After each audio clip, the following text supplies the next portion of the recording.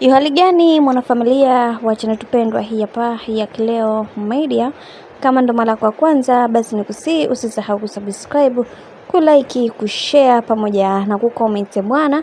Mambo yamekuwa mengi sana kuhusiana na sakata zima ambalo kwa wakati huu limekuwa likiendelea baina ya Alia pamoja na bibie Zuchu. Sasa kuna mambo mengi ambayo yameweza kutokea na wengi wao wanahitaji kuweza kupata ufafanuzi mkubwa kuhusiana na hiki ambacho kinachoendelea kwa sasa, kwa sababu Alia binafsi yake anadai kwamba Zuchu ndiye moja kati ya mwanamke ambaye amemchukulia bwana wake, na pia kwa upande wa Zuchu aliweza kukiri na kusema kwamba wakati anapitia mateso au msoto kipindi cha nyuma hicho kabla haja sainiwa WCB, alikiri na kusema kwamba alikuwa anakaa kwa Alia, lakini hakuona movement za aina yoyote kati ya bwana mkubwa Diamond Platnumz pamoja na bibie Alia. Sasa hapo ndipo alipoweza kuchukua nafasi yake yeye kama Zuchu kuweza kuingia kwenye mahusiano na bwana mkubwa Diamond Platnumz, na aliweza kusema kwamba Diamond Platnumz yeye aliyokuwa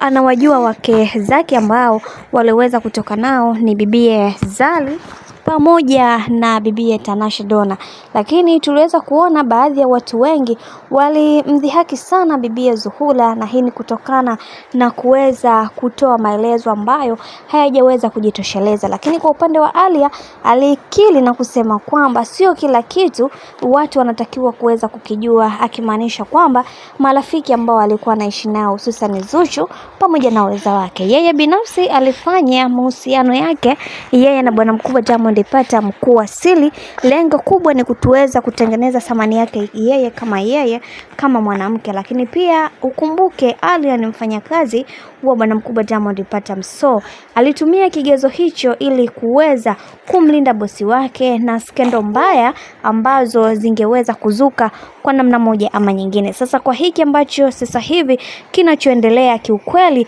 kimewafanya watu wengi waweze kujiuliza maswali mengi kuhusiana na ugomvi baina ya Zuchu pamoja na bibie Alia. Na pia tumeweza kuona Diamond Platnumz mara zote amekuwa akimsifia bibie Zuhura kila wakati na kusema kwamba Zuchu ndiye mwanamke bora katika maisha yake na anampenda sana. Amekuwa akimsupport katika kila hatua ya maisha ambayo anayoyapitia, yawe mazuri na yawe mabaya pia. Bwana, mambo ndo kama hivi ambavyo tunavyozidi kuona mambo yanazidi kuwa bamba tu bamba.